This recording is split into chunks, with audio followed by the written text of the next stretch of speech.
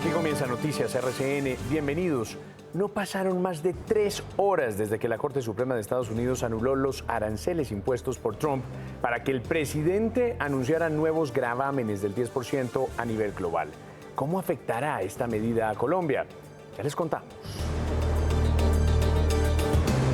La Corte Suprema de Justicia condenó a 10 años de cárcel al expresidente de ese mismo alto tribunal, José Leonidas Bustos, por el cartel de la toga. También ordenó circular roja de Interpol para dar con su paradero. Y la registraduría reitera su compromiso de transparencia en las elecciones. Insiste en que el formulario E14 debe permanecer en blanco cuando un candidato no haya obtenido votos, lo que facilitará el preconteo y el escrutinio. 10 candidatos al Senado, cabezas de lista de diferentes partidos, estarán en el debate de la gente. ¿Les sonaría una constituyente? ¿Aprobarían una reforma a la salud? Sus propuestas este domingo a las 6 de la tarde en Noticias RCN, la FM, El Tiempo y City TV. Emergencia en la zona turística de Magdalena. 15 establecimientos comerciales quedaron destruidos por las llamas. Y en Bogotá, un reconocido restaurante también se incendió. Hoy en el termómetro político, el ministro de Salud está entregando ambulancias por todo el país en plena época electoral, acompañado de candidatos al Congreso y promoviendo la constituyente. ¿Son para salvar vidas o para hacer campaña? Les tenemos historias, datos inéditos y alertas al final de la emisión. Nuestros presentadores ya están listos. Estamos en todas las regiones. Esto es Noticias RCN de las 7 de la noche.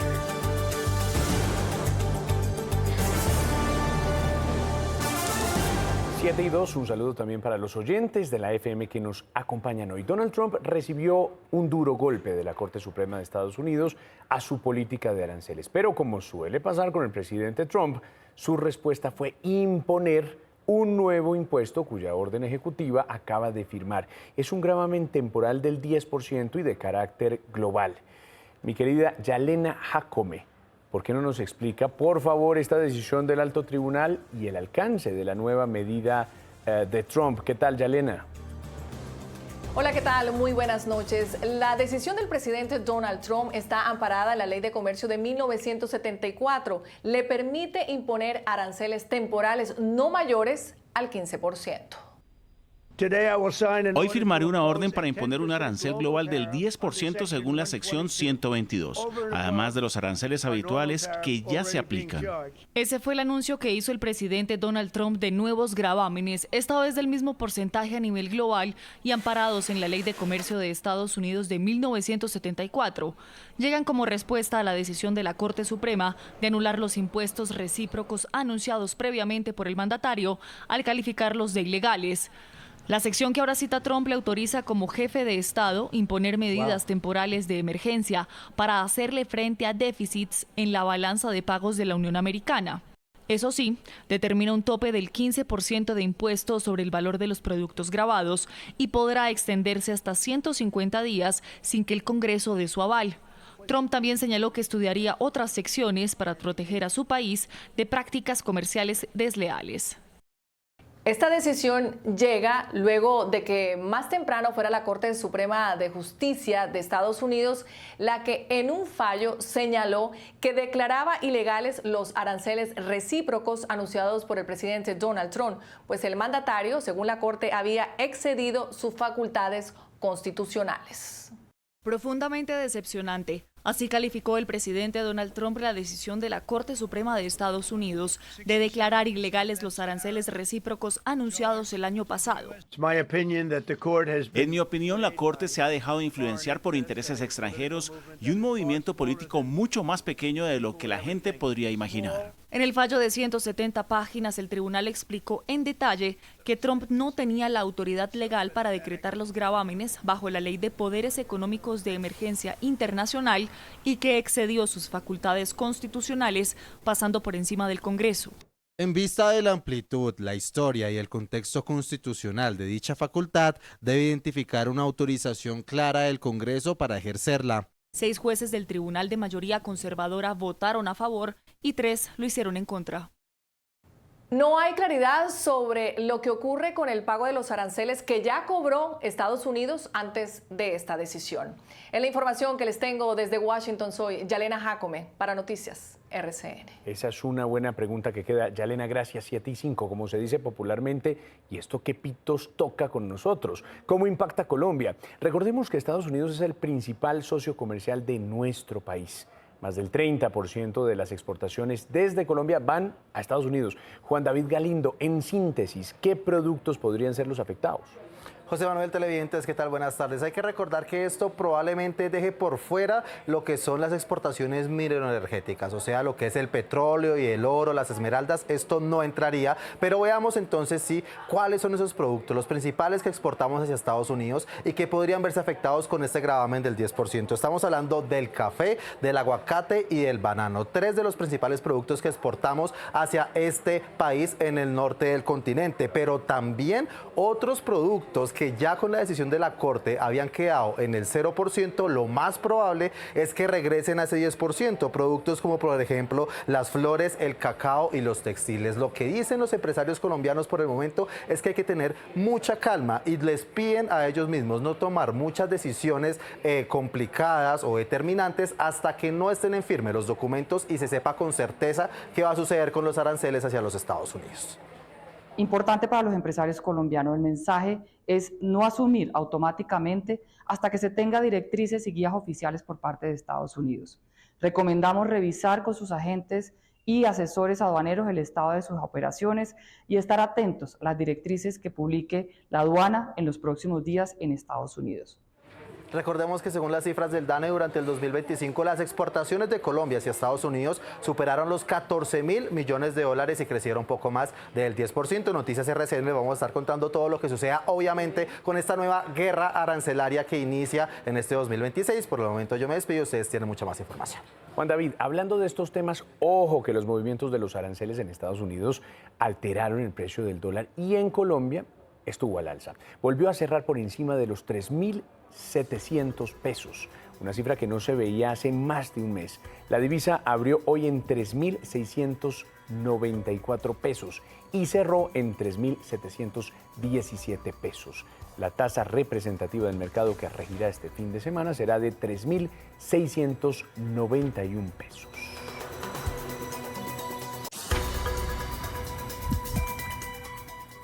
Avanzamos con más noticias. Y sí, es una vergüenza lo que les tenemos que contar. A 10 años fue condenado el expresidente de la Corte, Leonidas Bustos, por el escándalo del cartel de La Toga. La Corte ordenó su captura y pidió circular roja de Interpol.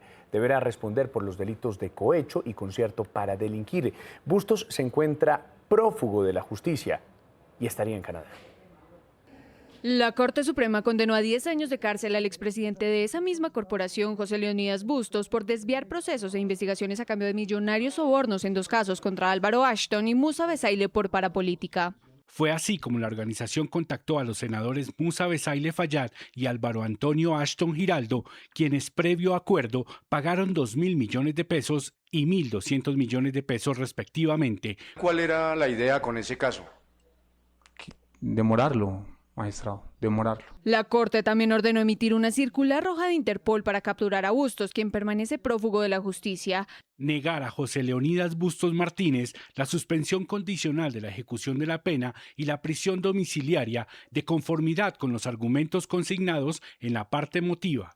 Este alto tribunal ya ha condenado a otros 3 exmagistrados por el escándalo conocido como el cartel de La Toga, uno de los capítulos de corrupción más vergonzosos de la Corte Suprema. Sin duda. Qué vergüenza. 7 y 9. El doloroso caso de Kevin Acosta, el niño que falleció por falta de medicamentos para la hemofilia en Bucaramanga, ha mostrado la realidad de un sistema que está en colapso. Los primos de Kevin, gemelos de 40 años, que también padecen la misma enfermedad, denuncian que siguen sin recibir desde el 2 de diciembre el tratamiento. Además, uno de ellos está hospitalizado luego de sufrir una fractura y tampoco le autorizan las terapias. El responsable de todo esto, la nueva EPS intervenida por el gobierno. Sergio Torres es paciente hemofílico, no recibe medicamentos desde diciembre y se expone a diario en las calles para tramitar las terapias de su hermano gemelo, también hemofílico, hospitalizado por una fractura. Mi hermano el día 8 de enero del año 2026, estando en el lugar de residencia, se cae en la sala, se fractura el fémur, al no estar cubierto con el medicamento, hace que el sangrado que le dio ahí en su momento se expanda sobre toda la pierna, tengamos que traerlo de urgencia a la clínica en Bucaramanga donde lo atienden actualmente. A pesar de varias acciones legales, la nueva EPS no le ha cumplido con el medicamento y tampoco con las terapias.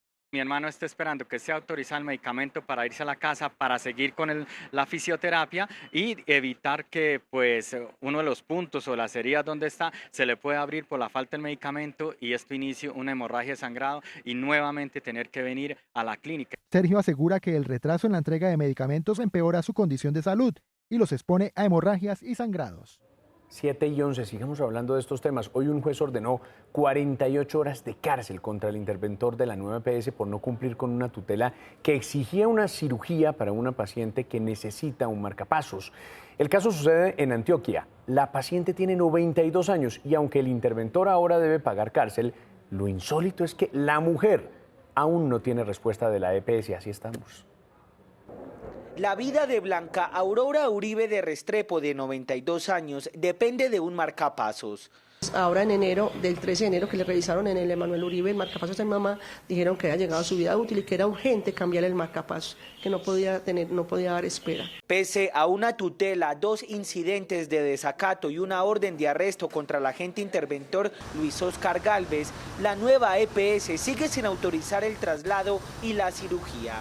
Porque no les perdonaría a uno que llegara a mi mamá al final de su vida sin tener que irse todavía, porque no es hora, no es la hora, porque ella quiere vivir. Solo en Medellín, este año han sido instauradas 390 tutelas contra la nueva EPS. Incidentes de desacato, hemos recibido 260 en lo que va de recorrido del 2026. La orden de arresto y los 2 salarios mínimos también aplican para el gerente regional noroccidental de la nueva EPS. Hombre, estamos a 2 semanas de las elecciones, esto es ya. Por eso es necesario hacer pedagogía electoral o, como decimos aquí, política sin misterio. Vean, el registrador nacional ha reiterado a los jurados de votación que las casillas de los formularios E14, de las actas electorales, de los candidatos que no obtuvieron votos, deben quedar en blanco. Esto para evitar errores a la hora de hacer la transmisión de los resultados. En las actas o formularios E14 que deben diligenciar los jurados en las elecciones legislativas del próximo 8 de marzo, ¿qué deben hacer en caso que en una mesa no existan votos por determinado candidato? ¿Deben dejar la casilla en blanco? ¿Qué pueden y no pueden hacer? Bueno, cuando un candidato a una organización política no tiene votos, pues no diligenciamos nada. Solamente en aquellos casos donde hay 3 cifras vamos a escribir los 3 números. Si hay 2, diligenciamos la marca de agua, la rellenamos como en el examen de estado y escribimos los números. Esto evitará errores o confusiones en el proceso de consolidación de la información de los resultados, ¿evitará algún riesgo electoral? Así es, con una información clara, homogénea, muy bien diligenciada por los jurados, vamos a poder transmitir, digitalizar, escrutar y además los testigos electorales de las organizaciones políticas van a poder tomar la foto de manera clara. Por eso es muy importante que hagamos un correcto diligenciamiento del acta de la mesa. Sobre este asunto, la Misión de Observación Electoral, una plataforma independiente a la registraduría, aseguró que la decisión de mantener el formulario E14 en blanco no es nueva y ya lleva varios años. Señala que es la única forma de tener claridad a la hora del preconteo y escrutinio. Contar los votos de cara a los testigos electorales, a los observadores electorales y a las autoridades y se plasman los resultados en dichos formularios. Deben coincidir pues, los resultados en los 3 formularios. La indicación dada por la Registraduría Nacional del Estado Civil en cuanto a que los espacios que no tengan número de votos se dejen en blanco contribuye precisamente a la transparencia electoral y a que el escaneo que se haga precisamente la digitalización de estos resultados. Eso dice la MOE. Más sobre esta noticia. El procurador Gregorio El Hash dijo hoy que el diligenciamiento de este formulario y todo el proceso electoral estará vigilado por el órgano de control y otras autoridades. Para que luego los jurados cuenten los votos, hagan la anotación respectiva en el formulario E14 que por primera vez se va a expedir en triple copia y se va a digitalizar. Y va a estar vigilado no solamente por la Procuraduría, sino también por las veedurías internacionales. Y a propósito de esta polémica que se ha generado por el formulario E14, la misión de observación de la Unión Europea que llegó a Colombia hace 2 semanas también se pronunció. Nosotros lo que vamos a ver es si ese formulario responde a lo que debe responder, si ese formulario es manipulable, si el procedimiento es transparente, si se produce alteración de resultados. El debate político va por encima de nosotros. Bueno, son las 7:16 y en Noticias RCN, la FM, El Tiempo, City TV. Tenemos todo listo para nuestro gran debate, el debate de la gente del próximo domingo 22 de febrero a las 6 de la tarde. Será el debate con las cabezas de lista al Senado. Recuerden ustedes que podrán verlo por la señal del canal RCN, de City TV, la FM y las plataformas digitales del Tiempo, la FM y Noticias RCN. Bueno, doña Carol Galindo, el debate donde las preguntas las hacen nuestros televidentes. Buenas noches, y es que se continúan ultimando detalles del debate de la gente de Noticias RCN, la FM, El Tiempo y City TV del próximo domingo 22 de febrero, en donde ustedes podrán escuchar las posturas de diferentes candidatos al Senado de la República de diferentes partidos. Diferentes temas abordarán, pero en este momento me acompaña Laura Alturo de nuestro equipo digital.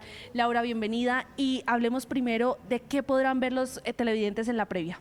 Bueno, Carol, la previa va a ser a partir de las 4:30 de la tarde a través de los canales digitales de esta gran alianza informativa, Noticias RCN, El Tiempo, City TV y la FM. Ahí los televidentes van a poder ver como un par de preguntitas adicionales a lo que va a estar pasando en el debate para todos los candidatos de las principales listas al Senado. Así es, Laura, pero también hablemos que los colombianos podrán evaluar mientras avanza el debate a los mismos candidatos en nuestra página noticiasrcn.com. Sí, bueno, esto es muy importante. Lo primero para decirle a las personas es que pueden estar participando y enviándonos sus comentarios y preguntas a través de redes sociales utilizando el numeral El Debate de la Gente. Y aparte de esto, va a haber un par de secciones, de segmentos del debate, en donde va a haber abierta una sección de participación para las personas en la página de noticiasrcn.com. Por supuesto, eso es una invitación para que sintonicen nuestras diferentes plataformas a partir de las 4:30 para que vean la previa, y a partir de las 6 de la tarde el debate de la gente. Ustedes tienen mucha más información. Así es, ahí estaremos todos conectados con el debate de la gente. Ustedes pendientes entonces el próximo domingo desde las 6 de la tarde. 7:27, como siempre lo que pasa en Colombia pasa aquí en Noticias RCN y la FM. En una de las zonas turísticas de Santa Marta, un enorme incendio dejó millonarias pérdidas. Luis Fernando. José Manuel, televidentes, muy buenas noches. Sí, fue una emergencia de grandes proporciones por incendio que se registró en el sitio conocido como Mendihuaca, una zona de playa ubicada en el área rural de Santa Marta. Según los bomberos, fueron 16 establecimientos comerciales los que se quemaron en su totalidad, entre ellos hostales, hoteles y restaurantes. Estructuras que fueron construidas en madera y también palma, y junto con la brisa hizo que las llamas se propagaran muy rápidamente. Las autoridades intentan establecer qué causó esta conflagración y afortunadamente no se reportaron víctimas, aunque sí grandes pérdidas económicas. Lo que pasa en Santa Marta pasa en Noticias RCN. José Manuel, continúo con usted. Luis Fer, qué lamentable. Un abrazo a toda la gente de Santa Marta. 7:28 en Santander, hay alerta por una huelga del Sindicato de Trabajadores de la Electrificadora del departamento. ¿Qué dicen los gremios, Cristian? Así es, José Manuel, televidentes, buenas noches. Pues los gremios y también el Consejo Nacional Gremial, así como Asocodis, la Asociación Colombiana de Distribuidores de Energía, señalaron su preocupación en un comunicado de prensa, hicieron un llamado a los ministerios, tanto de Transportes y Minas y Energía, para que se haga respetar la Constitución Política de Colombia, en la cual señala se prohíbe este tipo de huelgas para empresas de servicios públicos esenciales, porque estarían en riesgo los servicios para clínicas, hospitales y también pacientes domiciliarios que tienen equipos vitales en sus hogares. Que la empresa seguirá prestando el servicio público de energía. Es un servicio esencial, como lo define la Ley 142 y 143, y es nuestra responsabilidad de frente a ustedes, los usuarios, que la energía se siga cumpliendo. El gerente de la electrificadora señaló que continúan los diálogos para llegar a un acuerdo. Lo que pasa en Santander pasa en Noticias RCN. Cristian, vea, en Atlántico avanzan las investigaciones del atentado en el que fue asesinado un niño de 2 años. Andrea, ¿qué avances hay? Hola, ¿qué tal? La hipótesis que manejan las autoridades es que se trata de disputa de territorio por el control del microtráfico. Después de un consejo de seguridad fue activado un equipo especial en investigaciones para esclarecer los hechos y ya fueron anunciados 30 millones de pesos de recompensa por información que permita dar con los responsables. Recordemos que los hechos se dieron cuando las víctimas, entre ellas un menor de tan solo 2 años, se encontraban en la terraza de una vivienda en el municipio de Ponedera y 3 hombres dispararon en repetidas ocasiones. Lo que pasa en el Atlántico pasa en Noticias RCN. Efectivamente, muy lamentable, Andrea. 7:29. A ver si podemos terminar con una buena noticia para Cartagena esta ronda. Fue inaugurado un nuevo atractivo turístico. La Plaza de las Variedades se llama. ¿Me cuentan de qué se trata, Rupert? José, televidentes, qué gusto saludarlos y lo hago precisamente desde el Mirador Muelle de la Plaza de las Variedades, que es un espacio propio para la cultura, la gastronomía, el deporte e incluso el séptimo arte. A esa hora se está proyectando una película en honor a Salvo Basile. Este espacio al aire puro, al aire libre, mejor dicho, está priorizando la sostenibilidad y también el contacto con la naturaleza y se encuentra ubicado en el Parque del Espíritu del Manglar, muy cerca del centro histórico. Todo lo bueno que pasa en Cartagena pasa, por supuesto, en Noticias RCN. Rupert, gracias. 7:30. Pasa en Colombia y pasa aquí en Noticias RCN. Hacemos una pausa y ya regresamos, pero vea un dato. Hay una protesta de pacientes y médicos por la crisis de la salud que ha cobrado la vida de Kevin y de muchos pacientes. Con una vela encendida buscan llamar la atención para que mejore la prestación del servicio.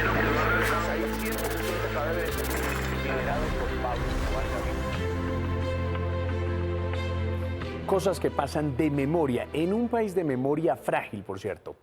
Pues estábamos con el subdirector del noticiero, el gran Gustavo Nieto, hoy cuando nuestro corresponsal en Neiva, César Velandia, nos mandó esta foto que van a ver. Ahí está. César hace 24 años logró las primeras imágenes del avión de Aires secuestrado por las FARC en Huila. La aeronave aterrizó en una zona rural y en ese momento se selló el futuro de los diálogos de paz que se adelantaban en el Caguán. Y en ese lugar, de primero, como siempre, estuvo César. De memoria, mi querido César, hablemos de las circunstancias que marcaron su trabajo de reportero y de una noticia que cambió la historia del país un día como hoy, hace 24 años. Hola José Manuel, muy buenas noches. Pues fueron varias las situaciones que se presentaron previo al logro que tuvo Noticias RCN en mostrar las primeras imágenes del secuestro del avión comercial Aires y posteriormente del senador Jorge Eduardo Echenturbay, quien era el presidente de la Comisión de Paz del Senado de la República. Inicialmente un colega se encontraba en el municipio de Obo, me llamó y me informó que estaba aterrizando un avión de la empresa Aires, situación que se nos hizo bastante extraña y le pedí el favor de que sacara su cámara Handycam y grabara porque seguramente se había presentado una emergencia mecánica de la aeronave. Simultáneamente me entró otra llamada donde me confirman que efectivamente había sido secuestrado el avión de Aires por la FARC, por la columna móvil Teófilo Forero, y que se habían llevado al senador. Salimos al aire, consultamos con mi jefe en esa época, Gustavo Nieto. La orden fue salir al aire vía telefónica, que era la tecnología que había en ese momento. Posteriormente nos dirigimos al sitio, al municipio de Obo, ubicado a unos 55 minutos de la ciudad de Neiva. Grabamos unas pocas imágenes y conseguimos a nuestro colega, le pedimos el cassette y la orden era regresarnos a Neiva para poder mostrarle al mundo las primeras imágenes del secuestro del avión de Aires. Sin embargo, yo pensé, 55 minutos es mucho, estaba el helicóptero recogiendo a los pasajeros que habían sido secuestrados, vi a una señora con 2 maletas, me le ofrecí, le recogí una maleta y me vine como pasajero en ese helicóptero, situación que ayudó para poder mostrar 8 minutos después las primeras imágenes de este secuestro cinematográfico del avión de Aires y posteriormente el presidente de la Comisión de Paz, Jorge Eduardo Heichen, quien fue liberado 6 años después.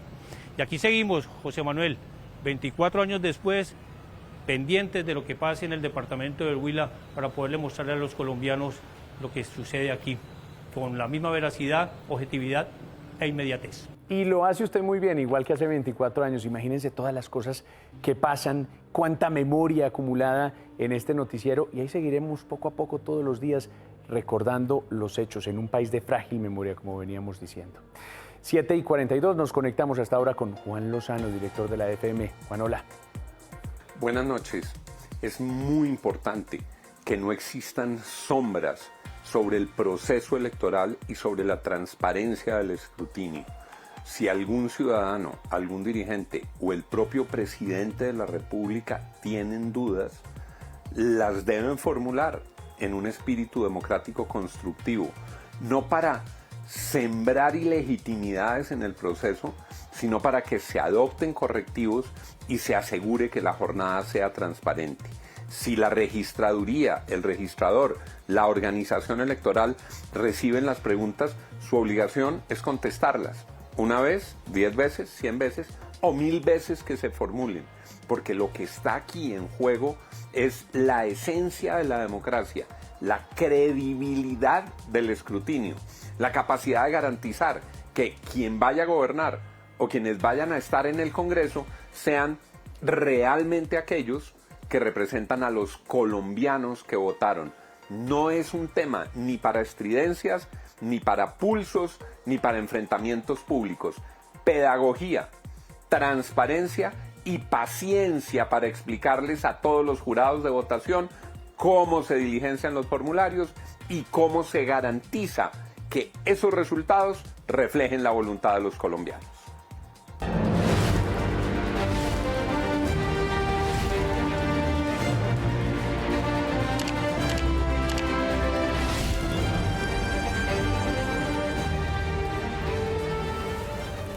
¿Qué tal? Muy buenas noches para usted. Buenas noches, Esteban. Lo logramos, lo hicimos, pasamos ese paso de Drake, ese cruce marítimo que es totalmente un desafío para todos los marinos. Fue bastante complicado, pero lo hicimos bien. Maravillosamente bien. Además ya llegamos a Puerto Williams, en Chile. Ya la indumentaria es completamente diferente a la que normalmente ustedes nos veían. Ya es un poquito más caluroso, tenemos 15 grados centígrados y lo hicimos después de pasar este último día y superar olas de hasta 5 metros y vientos que superaron los 60 kilómetros por hora. Y menos mal llegamos, Angélica, porque al mediodía, aquí en el punto donde estamos fondeados por varios días antes de llegar a Punta Arenas, hubo un zarpe de emergencia porque la ola empezó a crecer. Nosotros, por supuesto, les llevaremos todos los detalles. Los dejamos con estos paisajes espectaculares de Puerto Williams, lugar donde vamos a estar fondeados varios días para poder seguir nuestra travesía hacia Punta Arenas. Nos despedimos. Estamos contentos, estamos felices, estamos full banda. Buen viento y buena mar.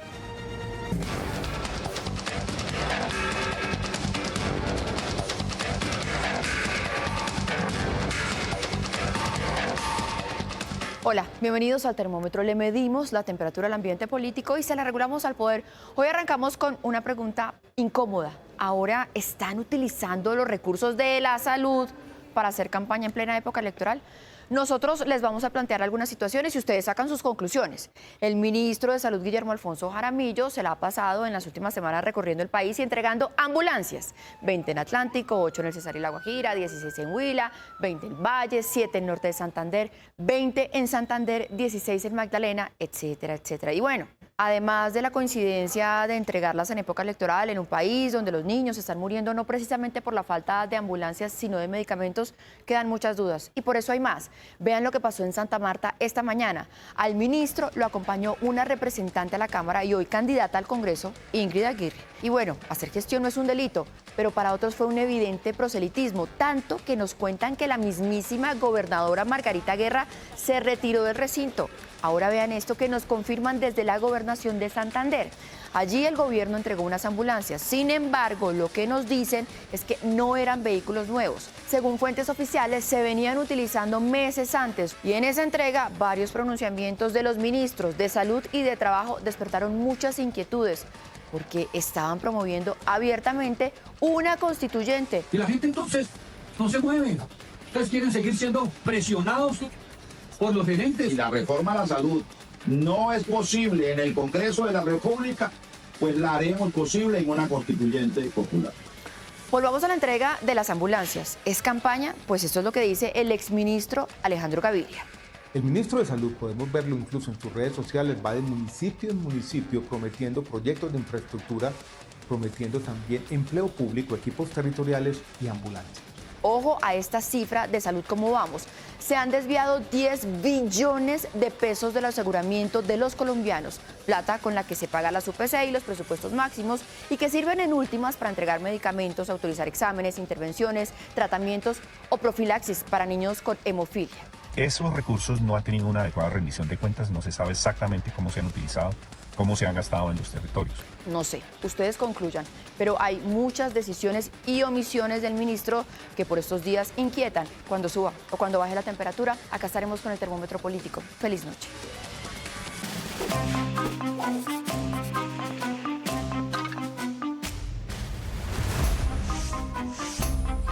Si la idea es escoger a alguien para que haga las cosas con los pies, entonces busquemos un profesional.